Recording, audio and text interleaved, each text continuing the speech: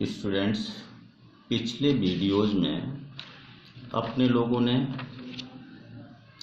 सहसंयोजक बंध क्या होता है और ये सहसंयोजक बंध किस प्रकार बनते हैं और ये सहसंयोजक बंध कितने प्रकार के होते हैं, इन चीज़ों को पढ़ा था। लेकिन इस वीडियो में हम लोग पढ़ेंगे कि यह सहसंयोजक बंध किस प्रकार टूटता है। स्टूडेंट्स ध्यान रखेंगे, टूटने को विदलन या विखंडन भी कहते हैं। तो अपने लोग इस वीडियो में बंध का विदलन या बंध का विखंडन पढ़ेंगे।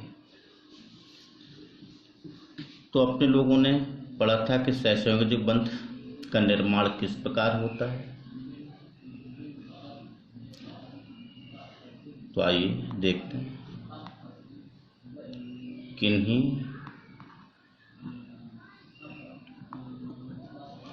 दो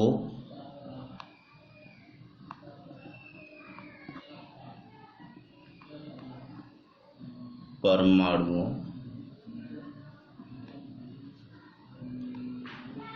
के मध्य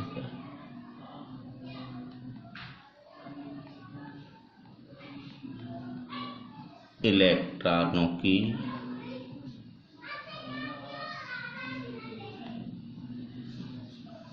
बराबर की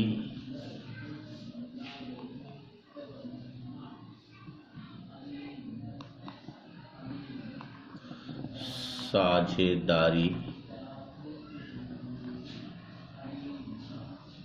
से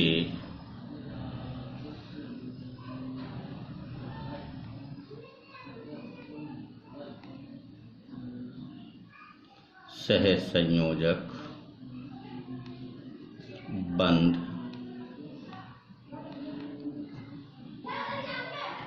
बनता है। इस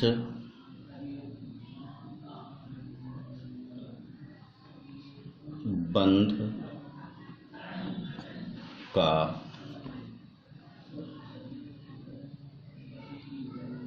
टूटना या इस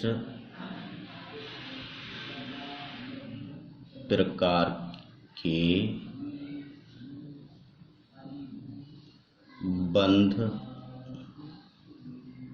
द्वारा संयुक्त या कहें जुड़े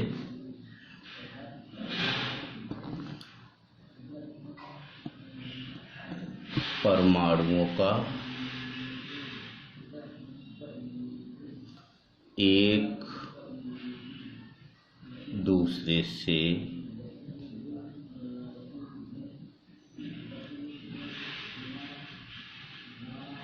अलग होना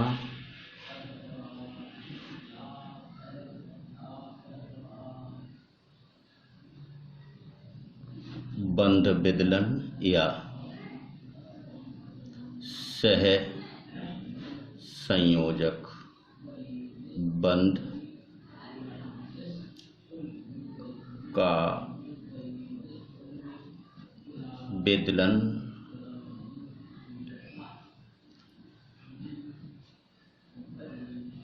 कहलाता है।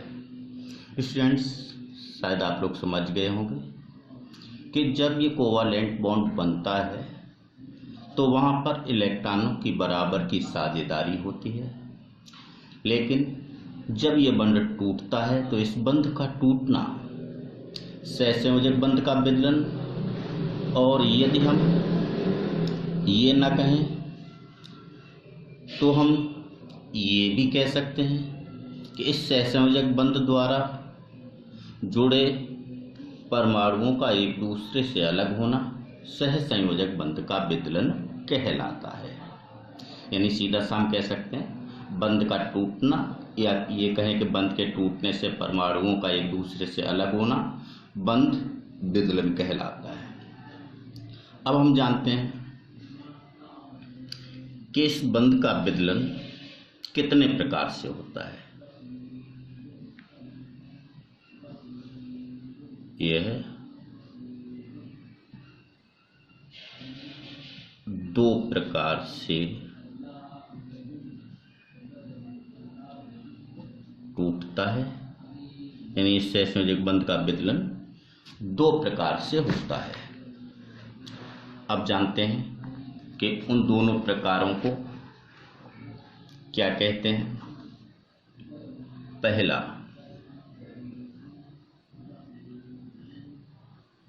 समांश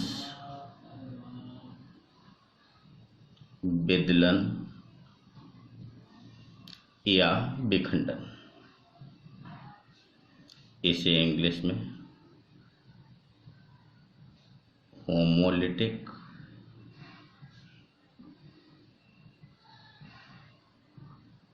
फिजन या क्लीवेज कहते हैं। होमोलिटिक के अलावा इसे होमोलाइसिस भी कहते हैं।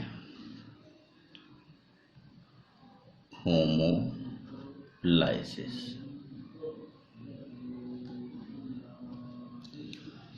तो आइए अब जानते हैं कि समांश विदलन कब कहलाता है। जब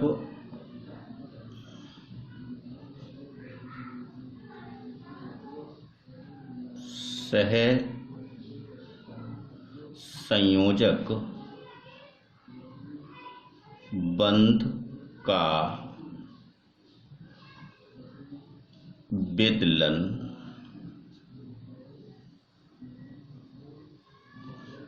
इस प्रकार से होता है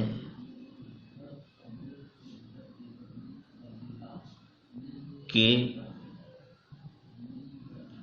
साझे के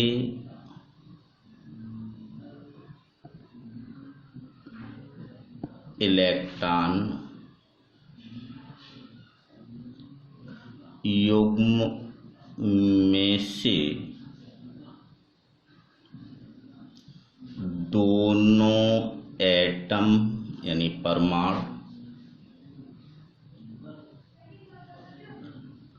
अपने अपने इलेक्ट्रॉन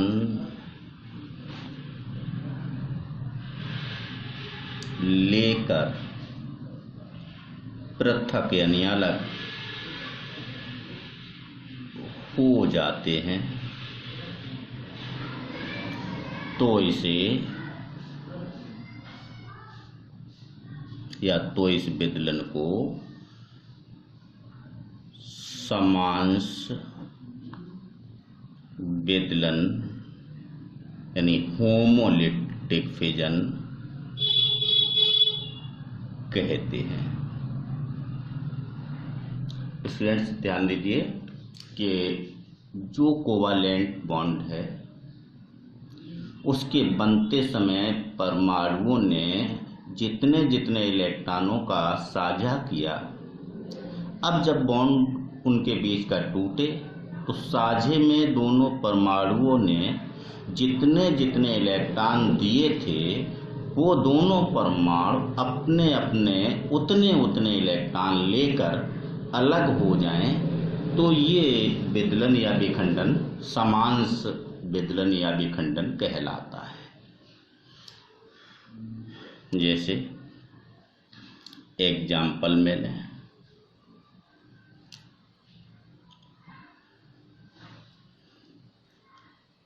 जैसे एग्जाम्पल में आपने H2 को लिया तो आपने पढ़ा कि H के संयोजी कोष में एक इलेक्ट्रॉन होता है, तो इसमें आपने इस H के एक इलेक्ट्रॉन को दर्शा दिया, इसमें H2 है, दूसरे के भी एक इलेक्ट्रॉन को दर्शाएंगे। यहाँ पर आपका दोनों का एक एक इलेक्ट्रॉन साझा करेगा, इसलिए इनके मध्य सिंगल बॉन्ड बनेगा। अब आपको यहाँ पर होमोलिटिक विदलन दिखाना है। और होमोलिटिक के लिए आपने पढ़ा कब कहलाता है, जब दोनों एटम अपने अपने इलेक्ट्रॉन लेकर अलग हो जाएं। तो यहाँ पर दोनों एटम ने साझे में कितने कितने इलेक्ट्रॉन दिए, एक एक। तो ये वाला अपना इलेक्ट्रॉन ले ले और ये वाला अपना ले ले। और अगर आपने बॉन्ड इस प्रकार से लगाया है तो इस बॉन्ड से एरो दिखाएंगे इस प्रकार से। सिंगल बॉन्ड का मतलब दोनों का एक एक इलेक्ट्रॉन है और ये दोनों अपने अपने इलेक्ट्रॉन को ले लें।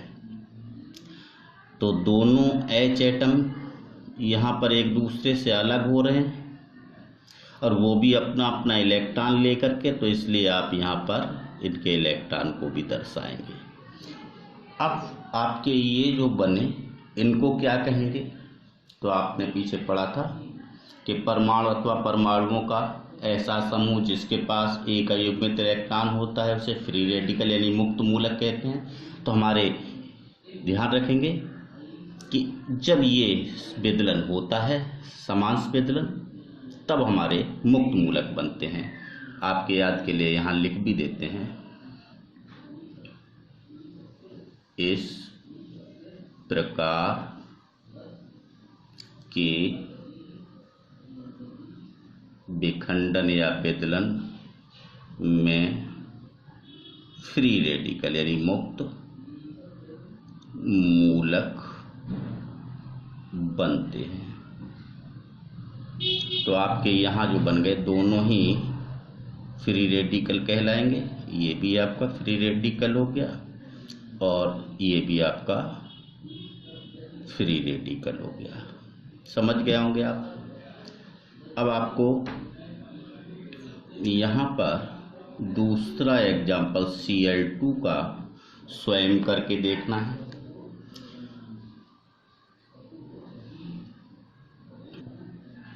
अब जानते हैं कि विदलन का दूसरा प्रकार कौन सा होता है। तो दूसरा प्रकार जो होता है उसे कहते हैं विषमांश विदलन।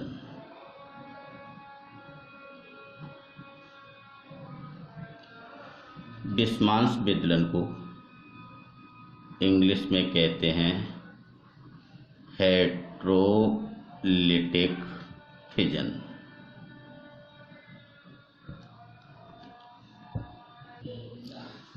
जब किसी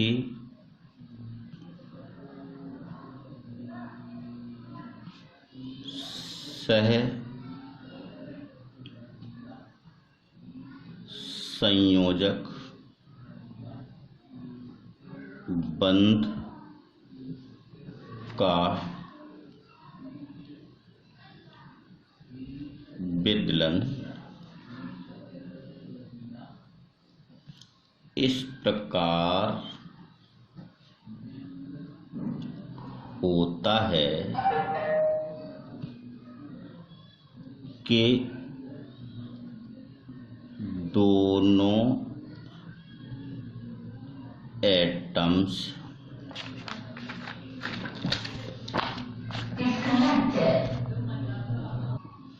में से कोई एक एटम साझे के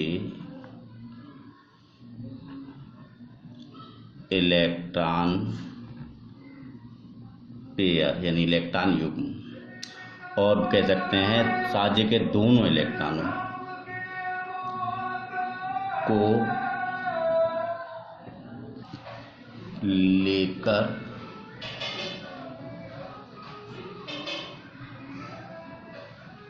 अलग हो जाता है। तो इस प्रकार के विदलन को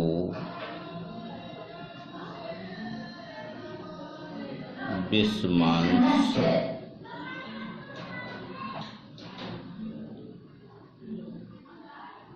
विदलन यानी हेटेरोलिटिक फिजन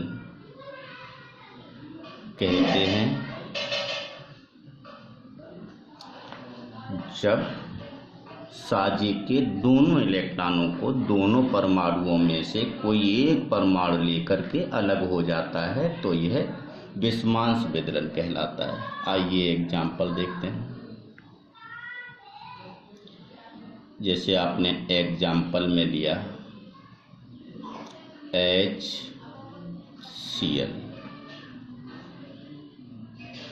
H और Cl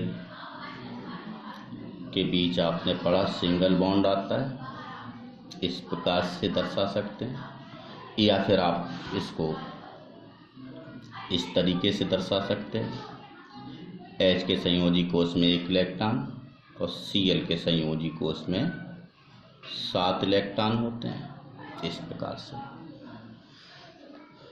तो देखा जाए तो दोनों एटम के बीच 1-1 इलेक्ट्रॉन का साझा हो रहा है और 1-1 इलेक्ट्रॉन का बराबर का साझा हो रहा है, इसलिए इनके बीच सिंगल बॉन्ड लगेगा। इसलिए हम इनमें से दोनों प्रकार से लिख सकते हैं। अब हमको हेटेरोलिटिक फिजन दिखाना है। हेटेरोलिटिक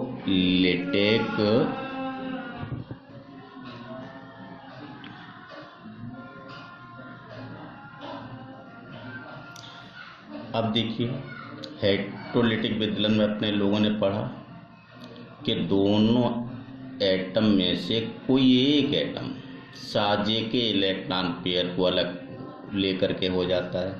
तो यहाँ पर इन दोनों इलेक्ट्रॉनों को दोनों एटम में से कोई एक एटम लेकर के अलग होगा।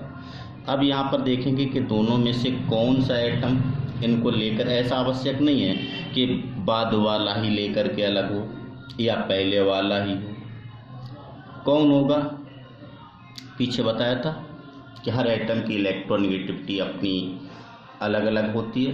तो जिस एटम की दोनों में से इलेक्ट्रोनेगेटिविटी अधिक होती है वो अपने और दूसरे एटम दोनों के इलेक्ट्रॉनों को लेकर अलग हो जाता है। तो यहाँ पर H और Cl में से Cl की इलेक्ट्रोनेगेटिविटी अधिक होती है, इसलिए जब इसका हेटेरोलिटिक विदलन इस बॉन्ड का कराएंगे तो साजे के इलेक्ट्रॉन पेयर को Cl लेकर के अलग हो जाएगा। दोनों एटम अलग हो रहे हैं, H एटम अलग, Cl अलग। अब Cl जो अलग हो रहा है अपने इलेक्ट्रॉन को भी ले रहा है और साथ में H के इलेक्ट्रॉन को भी ले रहा है। तो अपने कितने थे? 7। तो 7 इसके खुद के दिखाएंगे, 2 3 4 5 6 7 और एक H का ले रहा है। अब चूंकि H का लिया इसलिए इस पर निगेटिव और H पर पॉजिटिव चार्ज आ जाएगा। तो आप समझ गए होंगे कि हेटेरोलिटिक विदलन कब कहलाता है, यानी विषमांश विदलन, जब दोनों परमाणुओं में से कोई एक परमाणु इस साजे के इलेक्ट्रॉन पेयर को लेकर अलग हो जाता है।